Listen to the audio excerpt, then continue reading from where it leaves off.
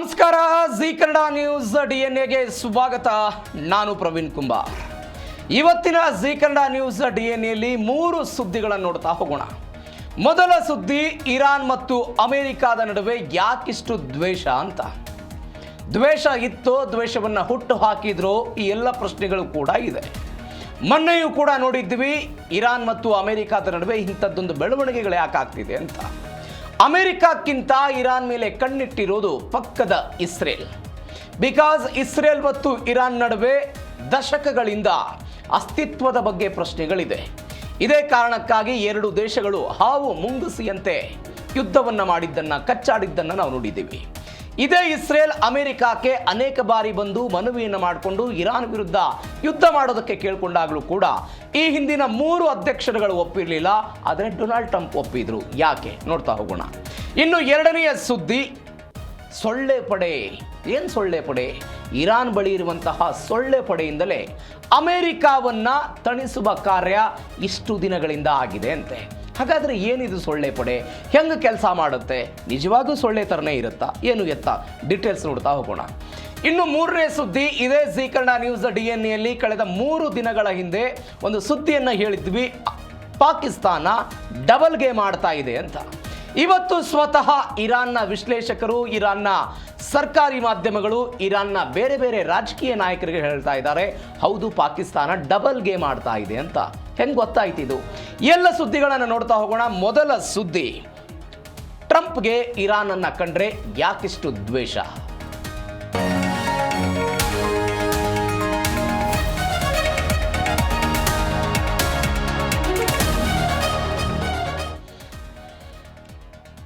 Donald Trump ಅಮೆರಿಕದ ಅಧ್ಯಕ್ಷರಾದ ನಂತರ ಇರಾನ್ ವಿರುದ್ಧ ಕಠಿಣ ನಿಲುವುಗಳನ್ನು ತೆಗೆದುಕೊಳ್ಳುವುದಕ್ಕೆ ಮುಂದಾದರು.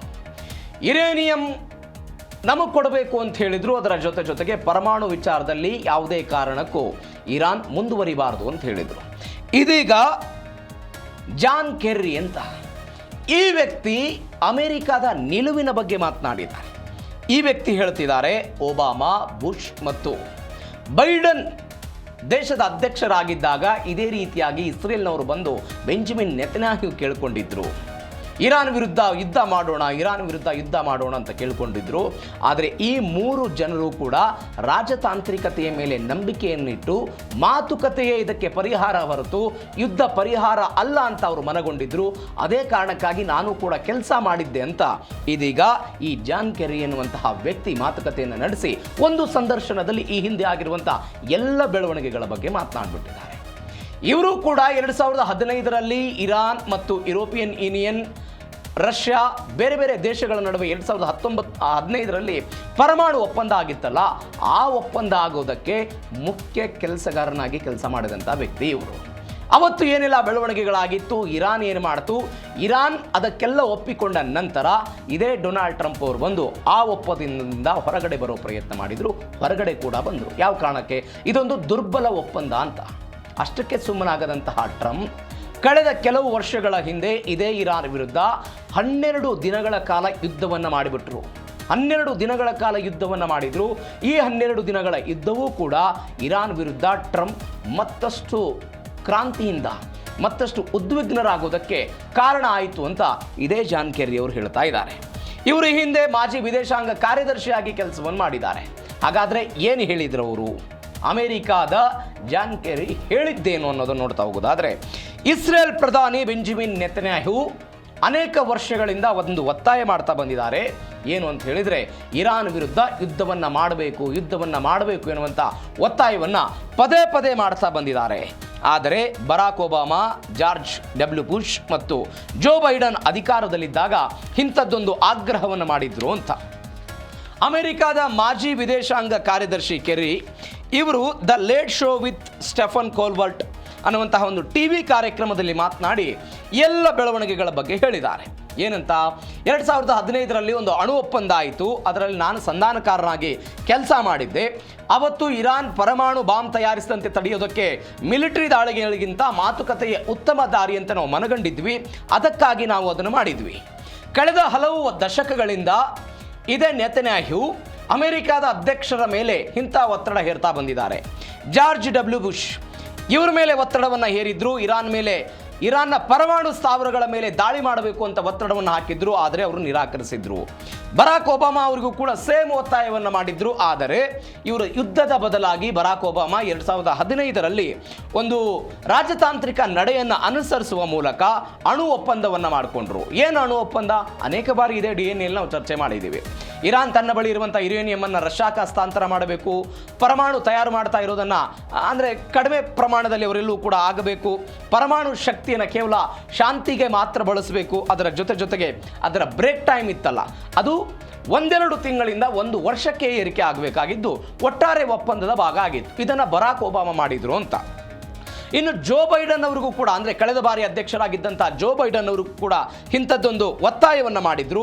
ಅವ್ರು ಹೇಳ್ತಾ ಇದ್ರಂತೆ, ಇರಾನ್ ವಿರುದ್ಧ ನಾವು ಹೋರಾಟ ಮಾಡಬೇಕು ಅಂತ ಹೇಳಿದರೆ ವಿಶ್ವಾಸಾರ್ಹ ಮಿಲಿಟರಿ ಆಯ್ಕೆ ಇರಾನ್ ವಿರುದ್ಧ ಇರಬೇಕು ಅಂತ. ಆದರೆ ಇದ್ಯಾವುದಕ್ಕೂ ಕೂಡ ಬೈಡನ್ ಅವರು ಒಪ್ಪಿಗೆಯನ್ನು ಸೂಚಿಸಲಿಲ್ಲ. ಎಲ್ಲಕ್ಕಿಂತ ಹೆಚ್ಚಾಗಿ ಅವತ್ತಿನ ವಿದೇಶಾಂಗ ಸಚಿವರ ಜೊತೆಗೆ ಇದೇ ಕೆರಿಯವರು ಮಾತುಕತೆಯನ್ನು ನಡೆಸಿ ಒಂದು ಒಪ್ಪಂದಕ್ಕೆ ಬಂದಿದ್ರು. ಈ ಒಪ್ಪಂದದಿಂದ ಟ್ರಂಪ್ ಅವರು ಹೊರಗಡೆ ಬಂದು ಇದೀಗ ಇರಾನ್ ವಿರುದ್ಧ ದೊಡ್ಡ ಮಟ್ಟದ ಹಗೆತನ ಸಾಧಿಸ್ತಿದ್ದಾರೆ ಅಂತ. ಹಾಗಾದರೆ ಯುದ್ಧಕ್ಕೆ ನೋ ಎಂದಿದ್ಯಾಕೆ? ಈ ಎಲ್ಲ ಅಧ್ಯಕ್ಷರು ಯಾವ್ಯಾವ ಕಾರಣಕ್ಕಾಗಿ ನೋ ಅಂದರು? ಬೇಡ ಅಂತ ಹೇಳಿದರು. ಮೊದಲೇದು ಜಾರ್ಜ್ ಬುಷ್. ಈಗಾಗಲೇ ಇರಾಕ್ ಮತ್ತು ಅಫ್ಘಾನ್ ನಡುವೆ ದೊಡ್ಡ ಪ್ರಮಾಣದಲ್ಲಿ ದಾಳಿಗಳಾಗ್ತಾ ಇತ್ತು.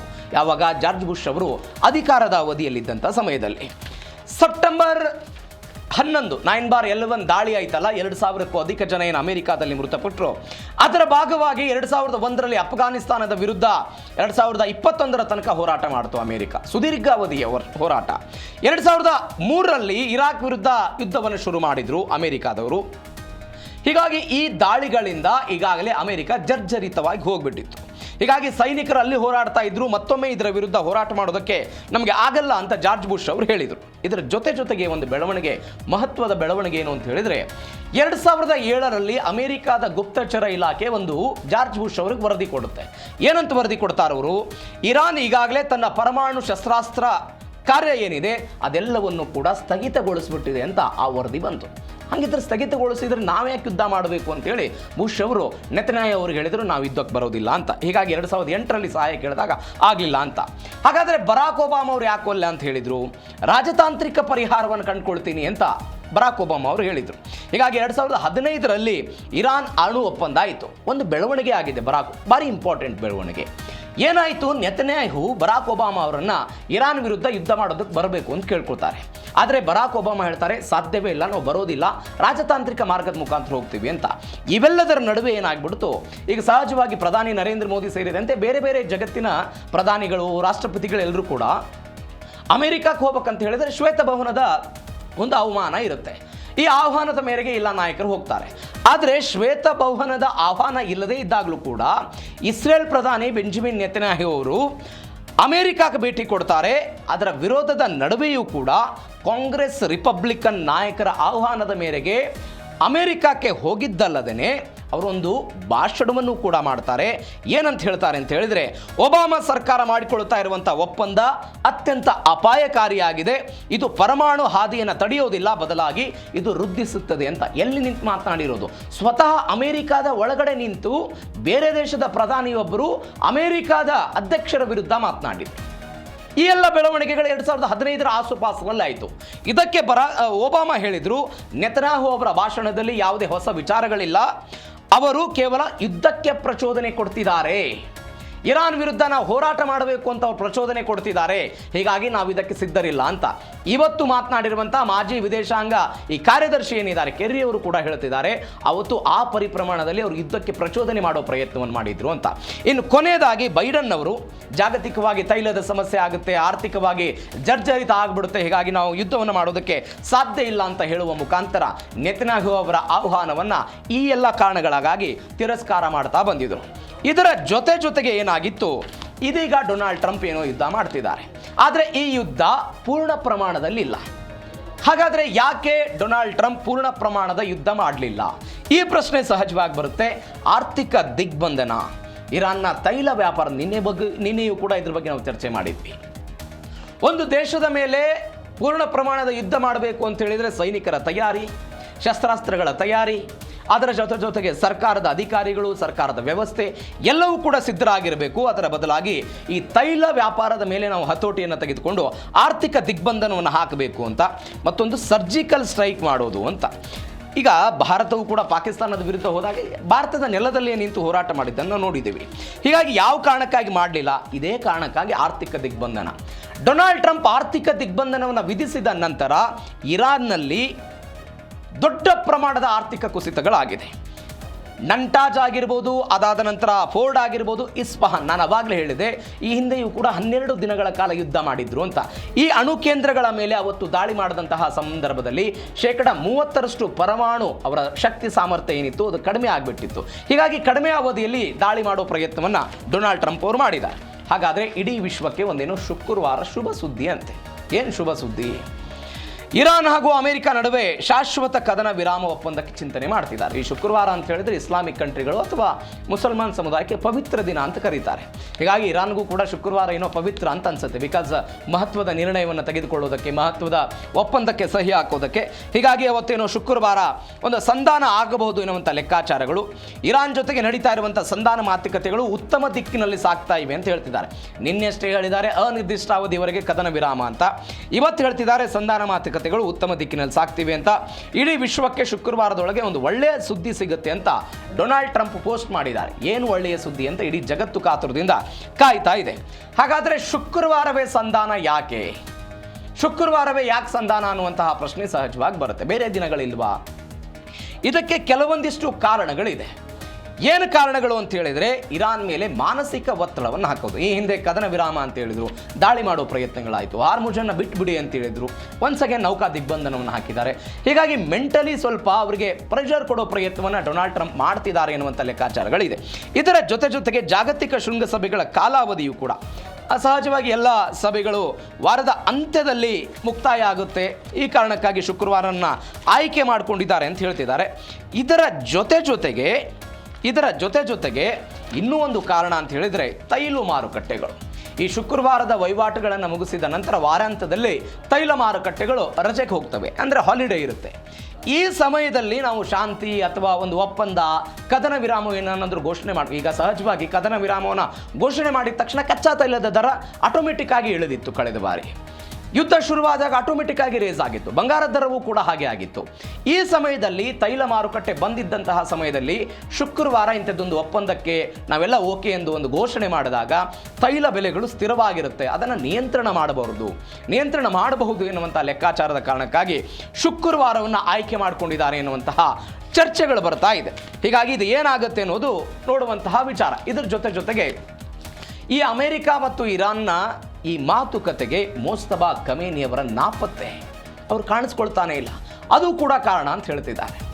85 ವರ್ಷದ ಅಯತಲ್ಲಾ ಅಲಿ ಖಮೇನಿ ಮೃತಪಟ್ಟ ನಂತರ ಉತ್ತರಾಧಿಕಾರಿಯಾಗಿ ಅವರ 5ನೇ ಪುತ್ರ ಮೋಸ್ತಬಾ ಖಮೇನಿ ಇರಾನ್ನ ಉತ್ತರಾಧಿಕಾರಿ ಆದರು ಅಂತ. ಉತ್ತರಾಧಿಕಾರಿ ಆದ್ರೇನೋ, ಆದರೆ ಇವತ್ತಿನ ತನಕವೂ ಕೂಡ ಎಲ್ಲಿಯೂ ಕೂಡ ಕಾಣಿಸ್ಕೊಂಡಿಲ್ಲ. ಅದಕ್ಕೆ ಬೇರೆ ಕಾರಣ ಇದೆ. ಇಸ್ರೇಲ್ನವರು ಅಲ್ಲಿಯ ನಾಯಕತ್ವವನ್ನು ಟಾರ್ಗೆಟ್ ಮಾಡಿದ್ದಾರೆ, ಹೊಡೆದು ಬಿಡ್ತಾರೆ, ಎಲ್ಲವೂ ಕೂಡ ಇದೆ. ಆದರೆ ಇವತ್ತಿನ ತನಕ ಅವರು ಕಾಣಿಸಿಕೊಳ್ಳದೇ ಇದ್ದದ್ದು ಈ ಸಂಧಾನಕ್ಕೆ ಹಿನ್ನಡೆ ಆಗ್ತಿದೆ ಅಂತ ಆಗ್ತಾ ಇದೆ. ಮತ್ತೊಂದು ಪ್ರಮುಖ ಕಾರಣ ಏನು ಅಂತ ಹೇಳಿದರೆ, 2 ಗುಂಪುಗಳು ಇರಾನ್ನಲ್ಲಿದೆ ಅಂತ. ಅಮೆರಿಕದ ಜೊತೆಗೆ ಒಪ್ಪಂದವನ್ನು ಮಾಡಿಕೊಳ್ಬೇಕು ಅಂತ ಒಂದು ಗುಂಪು ಹೇಳ್ತಾ ಇದ್ರೆ, IRGC ಹೇಳ್ತಾ ಇದೆ ಅಮೆರಿಕದ ಮಾತುಕತೆಗೆ ತಕ್ಕಂತೆ ನಾವು ಕುಣಿಯೋದು ಬೇಡ ಅಂತ. ಯಾವುದೇ ಕಾರಣಕ್ಕೂ ಅಮೆರಿಕದ ಮಾತುಗಳನ್ನು ನಾವು ಕೇಳಬಾರದು ಅಂತ ಹೇಳ್ತಾ ಇದ್ದಾರೆ. ಹೀಗಾಗಿ ಮೋಸ್ತಬಾ ಖಮೇನಿ ಅವರ ಟೀಮ್ ಅದರ ವಿರುದ್ಧ ಇದೆ ಅಂತ ಹೇಳಲಾಗ್ತಾ ಇದೆ. ಅಂದರೆ ಅಮೆರಿಕ ಜೊತೆಗೆ ಯಾವುದೇ ಕಾರಣಕ್ಕೂ ಒಪ್ಪಂದವನ್ನು ಮಾಡಿಕೊಳ್ಬಾರ್ದು, ನಾವು ಹೋರಾಟವನ್ನು ಮಾಡಬೇಕು, ಯುದ್ಧದಲ್ಲಿ ಗೆಲ್ಲಬೇಕು ಅನ್ನುವಂಥ ನಿಲುವು ಮೋಸ್ತಬಾ ಖಮೇನಿ ಅವರ ಟೀಮ್ನದ್ದು ಇದೆ ಅಂತ ಹೇಳಲಾಗ್ತಾ ಇದೆ. ಹೀಗಾಗಿ ಒಂದು ಸಂಘಟಿತ ಶಾಂತಿ ಪ್ರಸ್ತಾವನೆ ಏನಿದೆ, ಅವರು ನಾವು ಸಲ್ಲಿಕೆ ಮಾಡ್ತೀವಿ ಅಂತ ಹೇಳಿದ್ದಾರೆ. ಆ ಸಂಘಟಿತ ಶಾಂತಿ ಪ್ರಸ್ತಾವನೆಯನ್ನು ಸಲ್ಲಿಕೆ ಮಾಡೋದಕ್ಕೆ ಅವರು ಸ್ವಲ್ಪ ಸಮಯವನ್ನು ಕೂಡ ತೆಗೆದುಕೊಂಡಿದ್ರು. ಅದನ್ನು ಪಾಕಿಸ್ತಾನದ ಮುಖಾಂತರವೂ ಕೂಡ ಅಮೆರಿಕಕ್ಕೆ ಹೇಳಿಸಿದ್ರು. ಹೀಗಾಗಿ ಸ್ವಲ್ಪ ಡಿಲೇ ಆಗ್ತಿದೆ ಅಂತ. ಬಟ್ ಇವೆಲ್ಲದರ ನಡುವೆ ಅಮೆರಿಕಕ್ಕೆ ಇದು ಸಿಟ್ಟು ತರಿಸ್ಬಿಟ್ಟಿದೆ. ನೀವು ಸಲ್ಲಿಕೆ ಮಾಡ್ತೀನಿ ಅಂತೀರಿ, ಇಲ್ಲಿವರೆಗೂ ಕೂಡ ತನಿಖೆ ಆಗಿಲ್ಲ ಅಂತ. ಇವೆಲ್ಲದರ ನಡುವೆ ಒಂದು ಬೆಳವಣಿಗೆ ಆಗಿದೆ. ಭಾರತದ 2 ಹಡಗುಗಳನ್ನು IRGC ವಶಕ್ಕೆ ತೆಗೆದುಕೊಂಡಿದೆ. ಮೊನ್ನೆಯೂ ಕೂಡ ಭಾರತದ ಹಡಗುಗಳ ಮೇಲೆ ದಾಳಿ ಮಾಡೋ ಪ್ರಯತ್ನವನ್ನು IRGC ಮಾಡಿತ್ತು. ಅದರ ಬಗ್ಗೆಯೂ ಕೂಡ ನಾವು ನೋಡಿದ್ವಿ. ಇದೀಗ ಒನ್ಸ್ ಅಗೇನ್ 2 ಹಡಗುಗಳನ್ನು ಭಾರತದ್ದು IRGC ವಶಕ್ಕೆ ತೆಗೆದುಕೊಂಡಿದೆ. ಏನು ಕಾರಣ ಹೇಳ್ತಿದ್ದಾರೆ? ಅನುಮತಿ ಇಲ್ಲದೆ ಇವು ಹಾರ್ಮುಜ್ ಜಲಸಂಧಿಯಲ್ಲಿ ಚಲಾವಣೆ ಮಾಡ್ತಾ ಇತ್ತು. ಇದು ಸಾಗರದ ನಿಯಮಗಳಿಗೆ ವಿರುದ್ಧವಾದಂತಹ ಹಡಗುಗಳು, ಹೀಗಾಗಿ ನಾವು ಇವುಗಳನ್ನು ವಶಕ್ಕೆ ತೆಗೆದುಕೊಂಡಿದ್ದೀವಿ ಅಂತ ಇರಾನ್ ಹೇಳ್ತಾ ಇರೋದು. 2 MSC ಫ್ರಾನ್ಸಿಸ್ಕ್ ಮತ್ತು FMV ನೋಡಾಸ್ ಎನ್ನುವಂಥ 2 ಹಡಗುಗಳು, ಒಂದು ಲೈಬೀರಿಯಾ ಧ್ವಜವನ್ನು ಹೊಂದಿತ್ತು. ದುಬೈನಿಂದ ಗುಜರಾತ್ನ ಮುದ್ರಾ ಬಂದರಿಗೆ ಬರ್ತಾ ಇದ್ದಂಥ ಹಡಗಿದು. MSC ಫ್ರಾನ್ಸಿಸ್ಕ್ ಪನಾಮಾ ಧ್ವಜವನ್ನು ಇತ್ತು. ಶ್ರೀಲಂಕಾದ ಹಮ್ಮಂ ತೋಟಕ್ಕೆ ಬರ್ತಾ ಇದ್ದಂತಹ ಹಡಗಿದು. ಈ 2 ಹಡಗುಗಳನ್ನು ಅವರು ತೆಗೆದುಕೊಂಡಿದ್ದಾರೆ. ಇವೆಲ್ಲದರ ನಡುವೆ ಇರಾನ್ ಹೇಳ್ತಾ ಇದೆ ಇವರು ಅನುಮತಿ ಇಲ್ಲದೆ ಚಲಾವಣೆ ಮಾಡ್ತಾ ಇದ್ರು ಅನ್ನುವಂತಹ ಒಂದು ಕಾರಣವನ್ನು ಕೊಟ್ಟು ಇದೀಗ ಇರಾನ್ ಕರಾವಳಿಯತ್ತ ಅವುಗಳನ್ನು ತೆಗೆದುಕೊಂಡು ಹೋಗಲಾಗಿದೆ. ಇದರ ಜೊತೆಗೆ ಒಂದು ಹಡಗಿಗೆ ಹಾನಿಯಾಗಿದೆ, ಸಿಬ್ಬಂದಿಗಳು ಸುರಕ್ಷಿತವಾಗಿದ್ದಾರೆ ಅಂತ ಹೇಳ್ತಿದ್ದಾರೆ. ಇವೆಲ್ಲದರ ನಡುವೆ ಒಂದು ಖುಷಿ ವಿಚಾರ ಅಂತ ಹೇಳಿದರೆ, ಮೊನ್ನೆ ಏನು ದಾಳಿಯಾಗಿತ್ತು ಭಾರತದ ಹಡಗುಗಳ ಮೇಲೆ, ಆ ದಾಳಿಯನ್ನು ತಪ್ಪಿಸಿಕೊಂಡು ದೇಶ್ ಗರಿಮಾ ಎನ್ನುವಂತಹ ಹಡಗು ಅದೇ ಹಾರ್ಮುಜ್ ಜಲಸಂಧಿಯ ಮುಖಾಂತರ ಭಾರತಕ್ಕೆ ಬಂದು ಇದೀಗ ತಲುಪಿದೆ. ಭಾರತದ ಮುಂಬೈ ಬಂದರಿಗೆ ಇದೀಗ ದೇಶ್ ಗರಿಮಾ ಎನ್ನುವಂಥ ಹಡಗು ಬಂದಿರೋದು ಎಲ್ಲದಕ್ಕೂ ಕೂಡ ನಿಟ್ಟುಸಿರು ಬಿಡುವಂಥ ವಿಚಾರ. ಇರಾನ್ನ ಶಕ್ತಿ ಸಾಮರ್ಥ್ಯದ ಬಗ್ಗೆ, ಅದರಲ್ಲೂ ವಿಶೇಷವಾಗಿ ಇರಾನ್ ಹೊಂದಿರುವಂಥ ಸೊಳ್ಳೆ ಪಡೆ ಅಥವಾ ಡ್ರೋನ್ ಸೈನ್ಯ ಅಂತ ಇದನ್ನು ಕರೀತಾರೆ. ದೊಡ್ಡ ಮಟ್ಟದಲ್ಲಿ ಚರ್ಚೆ ಆಗ್ತಾ ಇರುವಂತಹ ವಿಚಾರ ಇದು. ಯಾಕಂದರೆ ಅತಿ ಹೆಚ್ಚು ರಕ್ಷಣಾ ಬಜೆಟನ್ನು ಹೊಂದಿರುವಂಥ ಅಮೆರಿಕಾವನ್ನೇ ಬಗ್ಗಿಸಿದಂತಹ ದೇಶ ಇರಾನ್. ಹೆಂಗೆ ಸಾಧ್ಯ ಆಯಿತು? ಇರಾನ್ ನೋಡಿ ಕಡಿಮೆ ಖರ್ಚಿನಲ್ಲಿ ದೊಡ್ಡ ಆರ್ಥಿಕತೆಯನ್ನು ಹೊಡೆಯುವ ಪ್ರಯತ್ನವನ್ನು ಮಾಡಿದೆ. ಅಮೆರಿಕ ಹೆಚ್ಚು ಇನ್ವೆಸ್ಟ್ ಮಾಡಿ ದೊಡ್ಡ ಹಡಗುಗಳನ್ನು, ದೊಡ್ಡ ನೌಕಾಪಡೆಗಳನ್ನು, ದೊಡ್ಡ ಕ್ಷಿಪಣಿಗಳನ್ನು, ಕಾಸ್ಟ್ಲಿಯೆಸ್ಟ್ ಎಲ್ಲವನ್ನು ಕೂಡ ಇರಾನ್ ಮೇಲೆ ಪ್ರಯೋಗ ಮಾಡೋ ಪ್ರಯತ್ನ ಮಾಡಿತು. ಆದರೆ ಇರಾನ್ ಅತ್ಯಂತ ಕಡಿಮೆ ಖರ್ಚಿನಲ್ಲಿ ತಯಾರಿಸಿದಂತಹ ಡ್ರೋನ್ಗಳಾಗಿರ್ಬೋದು, ತಾವು ತಯಾರು ಮಾಡಿದಂತಹ ಹಡಗುಗಳಾಗಿರ್ಬೋದು, ದೋಣಿಗಳಾಗಿರ್ಬೋದು, ಇವುಗಳನ್ನು ಬಳಕೆ ಮಾಡಿಕೊಂಡು ಅಮೆರಿಕಾವನ್ನು ದಿಕ್ಕು ತಪ್ಪಿಸುವ ಕೆಲಸವನ್ನು ಮಾಡಿತು. ಇದೇ ಕಾರಣಕ್ಕಾಗಿ ಇವತ್ತು ಇಂಥದ್ದೊಂದು ಪ್ರತಿರೋಧವನ್ನು ವ್ಯಕ್ತಪಡಿಸೋದಕ್ಕೆ ಇರಾನ್ನಿಂದ ಸಾಧ್ಯ ಆಗಿದೆ ಅಂತ ಹೇಳ್ತಿದ್ದಾರೆ. F-15 ಯುದ್ಧ ವಿಮಾನವನ್ನು ಕೂಡ ಇದೇ ಇರಾನ್ ಹೊಡೆದುಗೊಳಿಸಿದಾಗ ಸ್ವತಃ ಅಮೆರಿಕ ಇಡೀ ಜಗತ್ತಿನ ಎದುರುಗಡೆ ಮುಖಭಂಗವನ್ನು ಅನುಭವಿಸಿದ್ದನ್ನು ನಾವು ನೋಡಿದ್ದೀವಿ. ತನ್ನದೇ ಸೈನಿಕನನ್ನು ಕರೆದುಕೊಂಡು ಬರೋದಕ್ಕೆ ಒಂದು ರಹಸ್ಯ ಕಾರ್ಯಾಚರಣೆಯನ್ನು ಮಾಡಿ ಡೊನಾಲ್ಡ್ ಟ್ರಂಪ್ ಯಾವೆಲ್ಲ ಪ್ರಯತ್ನವನ್ನು ಪಟ್ಟರು ಅಂತ ನೋಡಿದ್ವಿ. ಆದರೆ ಇರಾನ್ ಏನು ಮಾಡ್ತು? ಅತ್ಯಂತ ಕಡಿಮೆ ಖರ್ಚು. ಈ ಬಗ್ಗೆ ಮೊನ್ನೆಯೂ ಕೂಡ ನಾವು ನೋಡಿದ್ದೇವೆ. ಆತ್ಮಹತ್ಯಾ ಡ್ರೋನ್ಗಳನ್ನು ಬಳಕೆ ಮಾಡಿಕೊಳ್ತು.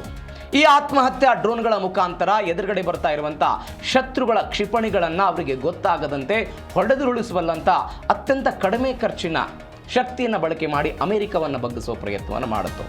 ಹಾಗಾದರೆ ಈ ಸೊಳ್ಳೆ ಪಡೆಯಂತೆ ಅಂದರೆ ಏನು? ಹೆಂಗೆ ಕೆಲಸ ಮಾಡುತ್ತೆ? ಏನಿದು ಇರಾನ್ನ ಸೊಳ್ಳೆ ಪಡೆ?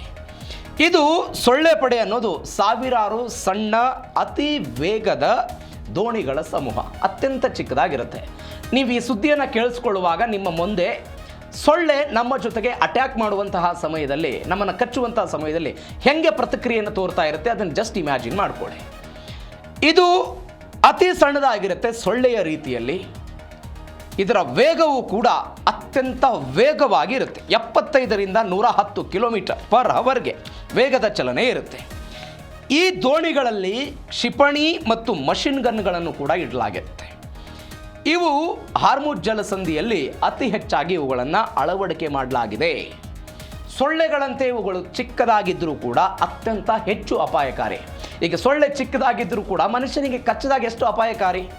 ಅನೇಕ ಸಾಂಕ್ರಾಮಿಕ ರೋಗಗಳು ಬರುವಂಥ ಸಾಧ್ಯತೆ ಇರುತ್ತೆ. ಅದೇ ರೀತಿಯಾಗಿ ಈ ದೋಣಿಗಳು ಕೂಡ ಕೆಲಸ ಮಾಡುತ್ತೆ. ಇದರ ಜೊತೆಗೆ ಇವುಗಳನ್ನು ಗುರುತು ಮಾಡೋದು, ಇವುಗಳನ್ನು ಹೊಡೆಯೋದು ಕೂಡ ಶತ್ರು ದೇಶಕ್ಕೆ ಅತ್ಯಂತ ಸೂಕ್ಷ್ಮ ಮತ್ತು ಅವರಿಗೆ ಗೊತ್ತೇ ಆಗೋದಿಲ್ಲ ಅಂತ ನಾವು ಅಂದ್ಕೊಳ್ಬೋದು. ಆ ಪರಿಪ್ರಮಾಣದಲ್ಲಿ ಕೆಲಸ ಮಾಡುತ್ತೆ. ಇದರ ಜೊತೆಗೆ ಒಂದೇ ಬಾರಿಗೆ ಈ ದೋಣಿಗಳನ್ನು ಶತ್ರು ರಾಷ್ಟ್ರಗಳ ಎದುರುಗಡೆ ಬಿಟ್ಟಾಗ ಏಕಕಾಲಕ್ಕೆ ನೂರಾರು ಸೊಳ್ಳೆಗಳು ಮನುಷ್ಯನ ಹತ್ರ ಬಂದಾಗ ನಮಗೆ ಯಾವ ಅನುಭವ ಆಗುತ್ತಲ್ಲ, ಅದೇ ರೀತಿಯಾಗಿ ಶತ್ರು ರಾಷ್ಟ್ರಕ್ಕೂ ಆಗುತ್ತೆ. ಸೊಳ್ಳೆಯ ಸೌಂಡ್ ಕೂಡ ನಮಗೆ ಕೇಳಿಸೋದಿಲ್ಲ, ನೀವು ಜಸ್ಟ್ ಇಮ್ಯಾಜಿನ್ ಮಾಡ್ಕೊಳ್ಳಿ. ಅದೇ ರೀತಿಯಾಗಿ ಈ ದೋಣಿಗಳ ಸೌಂಡ್ ಕೂಡ ಎದುರುಗಡೆ ಇರುವಂತಹ ರಡಾರ್ ಆಗಿರ್ಬೋದು, ಎದುರುಗಡೆ ಇರುವಂತಹ ಶತ್ರು ರಾಷ್ಟ್ರಗಳ ನೌಕಾಪಡೆಗಳಿಗೆ ಯಾವುದೇ ಕಾರಣಕ್ಕೂ ಕೂಡ ಕಾಣೋದಿಲ್ಲ. ಈ ಕಾರಣಕ್ಕಾಗಿ ಅತ್ಯಂತ ಶಕ್ತಿ ಸಾಮರ್ಥ್ಯವನ್ನು ಹೊಂದಿರುವಂತಹ ಈ ಸೊಳ್ಳೆ ಪಡೆ ಅತ್ಯಂತ ವೇಗವಾಗಿ ಕೆಲಸ ಮಾಡುತ್ತೆ. ಇಂತಹ ಪಡೆಗಳು ಗೆರಿಲ್ಲಾ ಯುದ್ಧದ ಮಾದರಿಯಲ್ಲಿ ಕೆಲಸ ಮಾಡೋದಕ್ಕೆ ದೊಡ್ಡ ಮಟ್ಟದಲ್ಲಿ ಸಹಾಯ ಮಾಡುತ್ತೆ. ಹಾಗಾದರೆ ಈ ಇರಾನ್ ಸೊಳ್ಳೆ ಪಡೆ ಹಾರ್ಮುಜ್ಗೆ ಹೇಗೆ ಕಂಟಕ ಆಗಿದೆ? ಹೇಗೆ ಹಾರ್ಮುಜ್ಗೆ ಸೊಳ್ಳೆ ಪಡೆ ಕೋಟೆಯಾಗಿ ಮಾರ್ಪಟ್ಟಿದೆ. ನಿಮಗೊಂದು ಬೆಸ್ಟ್ ಎಕ್ಸಾಂಪಲ್ ಅಂತ ಹೇಳಿದರೆ ಕಿರಿದಾದ ಮಾರ್ಗ ಇದೆ, 33 ಕಿಲೋಮೀಟರ್ ಅಗಲ ಇರುವಂತಹ ಪ್ರದೇಶ ಹಾರ್ಮುಜ್ನದ್ದು. ಈ ಭೌಗೋಳಿಕ ಪ್ರದೇಶ ಏನಿದೆ, ಈ ಭೌಗೋಳಿಕ ಪ್ರದೇಶದಲ್ಲಿ ನೀವು ದೊಡ್ಡದಾದಂಥ ಹಡಗುಗಳು ನೌಕಾಪಡೆಗಳನ್ನು ತೆಗೆದುಕೊಂಡು ಬಂದರೆ ಅವುಗಳನ್ನು ಯಾವುದೇ ಕಾರಣಕ್ಕೂ ಕೂಡ ಲೆಫ್ಟ್ ರೈಟ್ ಯಾವ ಕಾರಣಕ್ಕೂ ತೆಗೆದುಕೊಂಡು ಹೋಗೋದಕ್ಕೆ ಸಾಧ್ಯ ಆಗೋದಿಲ್ಲ. ಅದರ ಚಲಾವಣೆ ವಿಪರೀತವಾಗಿ ಕಷ್ಟ ಆಗುತ್ತೆ. ಅದೇ ಸಣ್ಣ ಪುಟ್ಟದಾದಂಥ ಈ ದೋಣಿಗಳನ್ನು ಬಳಕೆ ಮಾಡಿಕೊಂಡ್ರೆ ನೀವು ಅತ್ಯಂತ ಸುಲಭವಾಗಿ ಕೆಲಸವನ್ನು ಮಾಡೋದಕ್ಕೆ ಸಾಧ್ಯ ಆಗುತ್ತೆ. ಒಂದು. ಎರಡನೇದ್ದು, ಹಾರ್ಮುಜ್ನಲ್ಲಿ ಏನು ಮಾಡಿದೆ ಇರಾನ್, ದೊಡ್ಡದಾದಂತಹ ಈ ಗುಪ್ತ ನೆಲೆಗಳನ್ನು ಸ್ಥಾಪನೆ ಮಾಡಿದೆ. ಅದರ ಜೊತೆಗೆ ಭೂಗತ ಸುರಂಗಗಳನ್ನು ಕೊರೆದುಬಿಟ್ಟಿದೆ. ಈ ದೋಣಿಗಳು ಏನು ಮಾಡುತ್ತೆ, ಶತ್ರುಗಳ ನೌಕಾಪಡೆಗಳು ಆಕ್ಟಿವ್ ಇದ್ದಂತಹ ಸಮಯದಲ್ಲಿ, ಒಂದು ವೇಳೆ ಅಟ್ಯಾಕ್ಗೆ ಬಂದಂತಹ ಸಮಯದಲ್ಲಿ ಈ ಸುರಂಗ ಮಾರ್ಗಗಳ ಮುಖಾಂತರ ಏಕಾಏಕಿಯಾಗಿ ರಭಸವಾಗಿ ಹೊರಗೆ ಬರ್ತಾರೆ. ಅದೇ ರಭಸದಿಂದ ತನ್ನ ಕಾರ್ಯಕ್ಷಮತೆಯನ್ನು ಮುಗಿಸ್ಕೊಂಡು ವಾಪಸ್ಸು ಸುರಂಗವನ್ನು ಸೇರ್ಕೊಂಡು ಬಿಡುವಂತಹ ಶಕ್ತಿ ಸಾಮರ್ಥ್ಯವನ್ನು ಈ ಸೊಳ್ಳೆ ಪಡೆಗಳು ಹೊಂದಿರುವ ಕಾರಣಕ್ಕಾಗಿ ಅಮೆರಿಕದ ವಿರುದ್ಧ ಹಾರ್ಮುಜ್ನಲ್ಲಿ ಹೋರಾಟ ಮಾಡೋದಕ್ಕೆ ಅತ್ಯಂತ ಶಕ್ತಿಶಾಲಿಯಾಗಿ ಕೆಲಸ ಮಾಡ್ತಿದ್ದಾರೆ. ಮತ್ತೊಂದು ಇದಕ್ಕೆ ಪ್ರಮುಖವಾದ, ಇದು ರೆಡಾರ್ಗೆ ಗುರ್ತೇ ಸಿಗೋದಿಲ್ಲ. ಅದು ಯಾವುದಕ್ಕೆ ಅನ್ನೋದನ್ನು ನಾನು ಹೇಳ್ತಾ ಹೋಗ್ತೀನಿ.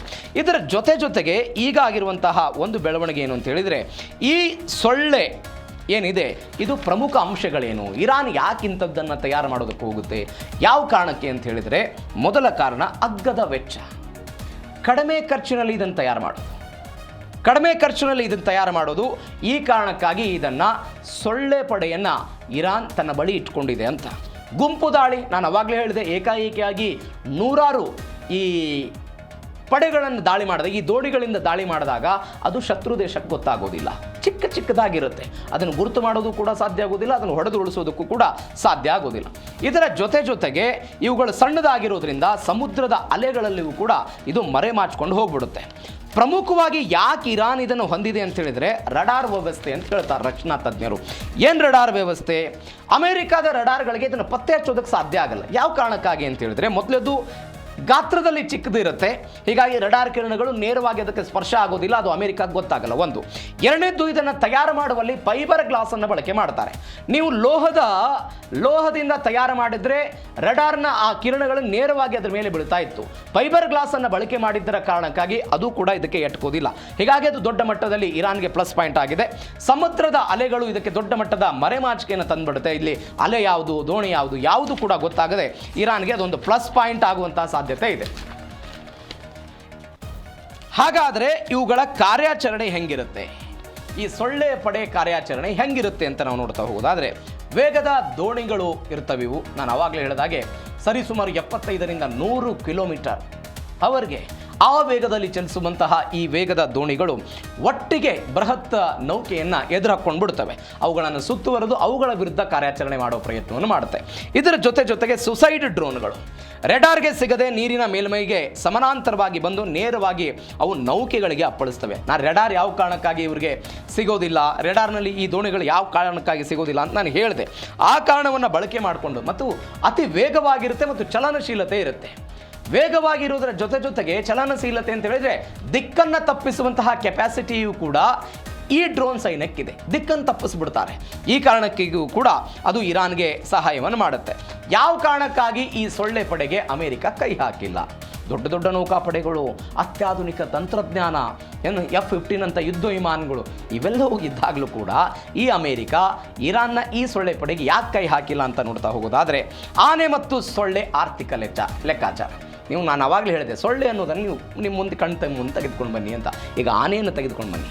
ಆನೆ ಅಂತ ಹೇಳಿದರೆ ಅದು ಅಮೆರಿಕದ ಯುದ್ಧ ನೌಕಾಪಡೆಗಳು, ಸೊಳ್ಳೆ ಅಂತ ಹೇಳಿದರೆ ಇರಾನ್ನ ಈ ದೋಣಿಗಳು ಅಂತ. ಆರ್ಥಿಕವಾಗಿಯೂ ಕೂಡ ಒಂದು ಶಹೀದ್ ಡ್ರೋನ್ ತಯಾರು ಮಾಡೋದಕ್ಕೆ ಸರಿಸುಮಾರು 17 ಲಕ್ಷ ರೂಪಾಯಿ ಖರ್ಚಾಗುತ್ತೆ. ಯಾರಿಗೆ? ಇರಾನ್ನವ್ರಿಗೆ. ಆದರೆ ಇದನ್ನು ಹೊಡೆದುರುಳಿಸೋದಕ್ಕೆ ಅಮೆರಿಕ ಏನು ಕ್ಷಿಪಣಿಗಳನ್ನು ಬಳಸುತ್ತಲ್ಲ, ಅದಕ್ಕೆ 16 ಕೋಟಿ ರೂಪಾಯಿ ಖರ್ಚಾಗುತ್ತೆ. ನಿಮಗೆ 17 ಲಕ್ಷ ರೂಪಾಯಿಯಲ್ಲಿ 16 ಕೋಟಿ ರೂಪಾಯಿಯಲ್ಲಿ ಎಲ್ಲಿಂದ ಎಲ್ಲಿಗೆ ಸಂಬಂಧ? ಹೀಗಾಗಿ ಇರಾನ್ ಹೇಳುತ್ತೆ, ಎದುರುಗಡೆ ಇರುವಂಥ ಒಂದು ನೌಕಾಪಡೆಯನ್ನು ಹೊಡೆದುರುಳಿಸೋದಕ್ಕೆ ನಮ್ಮ 100 ದೋಣಿಗಳು ಹೋದರೂ ಪರವಾಗಿಲ್ಲ, 17 ಲಕ್ಷ ರೂಪಾಯಿ ಅಷ್ಟೇ ಒಂದಕ್ಕೆ. ಆದರೆ ಅಮೆರಿಕದ್ದು ಒಂದು ಹೋದರೆ 16 ಕೋಟಿ ರೂಪಾಯಿ ಖರ್ಚಾಗುತ್ತೆ.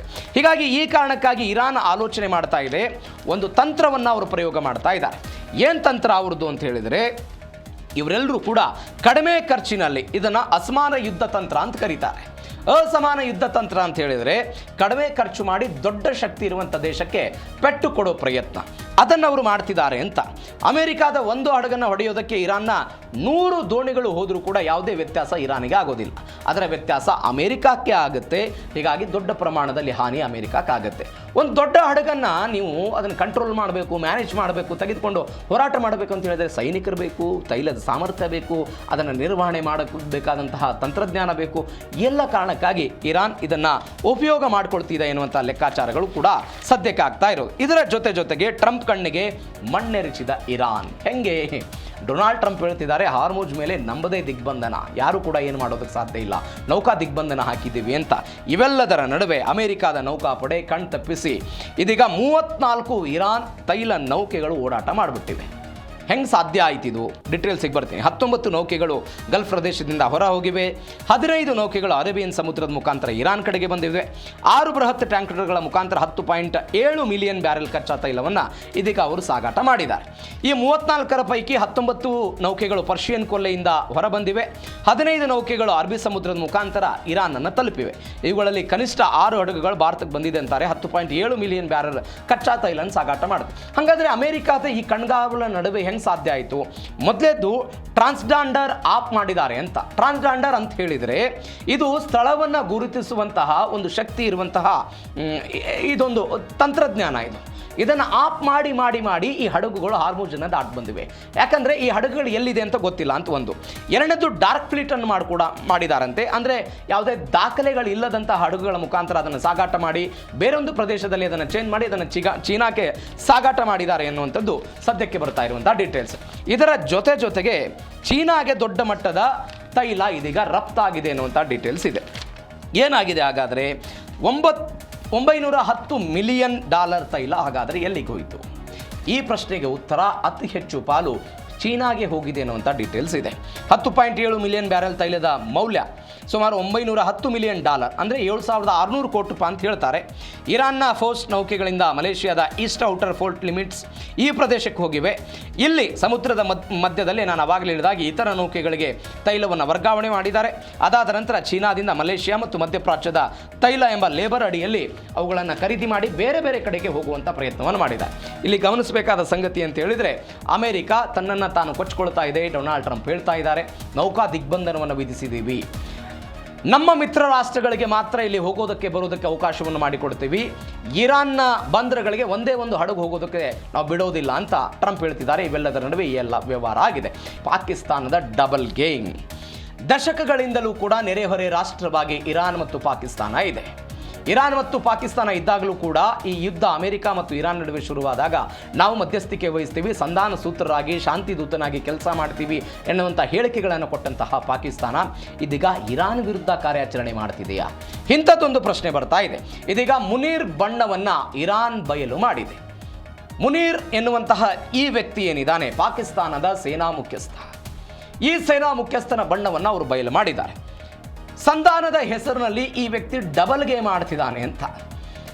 ಅಮೆರಿಕದ ಅಧ್ಯಕ್ಷ ಡೊನಾಲ್ಡ್ ಟ್ರಂಪ್ ಮುನೀರವನ್ನು ಹಾಡಿ ಹೊಗಳಿ ಅವರಿಗೆ ಆದರ ಆತಿಥ್ಯವನ್ನು ಕೊಟ್ಟು ಎಲ್ಲವನ್ನು ಮಾಡಿದ ನಂತರವೂ ಕೂಡ ಅವರ ಪರವಾಗಿ ಕೆಲಸ ಮಾಡ್ತಿದ್ದಾರೆ ಅಂತ ಕೆಲವೊಂದಿಷ್ಟು ಜನ ಇರಾನ್ನ ಕೆಲ ವ್ಯಕ್ತಿಗಳು, ಪ್ರಮುಖ ವ್ಯಕ್ತಿಗಳು ಈ ವಿಚಾರಕ್ಕೆ ಸಂಬಂಧಪಟ್ಟಂತೆ ಹೇಳಿಕೆಗಳನ್ನು ಕೊಟ್ಟಿದ್ದಾರೆ.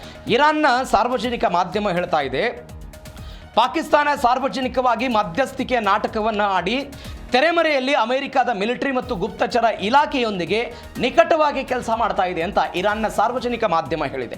ಇದರ ಜೊತೆಗೆ ವಿದೇಶಾಂಗ ಸಚಿವಾಲಯದ ವಕ್ತಾರ ಹೇಳ್ತಾರೆ, ಇಸ್ಮಾಯಿಲ್ ಬಘೈ ಅಂತ, ಇವರು ಅತಿಯಾದ ಬೇಡಿಕೆಯನ್ನು ಹೇರಬಾರದು, ಪಾಕಿಸ್ತಾನ ನಿಷ್ಠೆಯಿಂದ ವರ್ತಿಸಬೇಕು, ಒಬ್ಬರಿಗೆ ಜೋತು ಬೀಳುವುದಕ್ಕಿಂತ ಮಧ್ಯಸ್ಥಿಕೆಯನ್ನು ವಹಿಸಿ ನಿಷ್ಠೆಯಿಂದ ವರ್ತಿಸಬೇಕು ಅನ್ನುವಂಥ ಹೇಳಿಕೆಯನ್ನು ಇದೀಗ ಇರಾನ್ ಕಡೆಯಿಂದ ಬರ್ತಾ ಇರೋದು.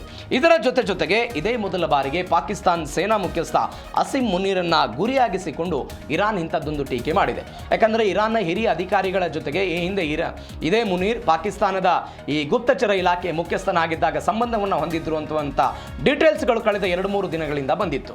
ಇದೇ ಕಾರಣಕ್ಕಾಗಿ ಅಮೆರಿಕ ಮುನೀರ್ ಮೇಲೆ ಕಣ್ಣಿಟ್ಟಿದೆ ಅಂತ ಇದೀಗ ಇರಾನ್ ಮುನೀರ್ ಮೇಲೆ ಕಣ್ಣಿಟ್ಟಿರೋದು. ಇದರ ಜೊತೆಗೆ ಪಾಕ್ ಮೇಲೆ ಆರೋಪಕ್ಕೆ ಕಾರಣ ಏನು, ಯಾವ್ಯಾವ ಕಾರಣಗಳಿಗಾಗಿ ಇಂಥದ್ದೊಂದು ಆರೋಪವನ್ನು ಇಟ್ಟಿದ್ದಾರೆ? ಒಂದು, ಇರಾನ್ ಬೇಡಿಕೆ ಇಟ್ಟಿದ್ದಂಥ 10 ಅಂಶಗಳನ್ನು ಅದಲು ಬದಲು ಮಾಡಿದ್ದಾರೆ ಎನ್ನುವಂಥ ಆರೋಪ ಇದೆ.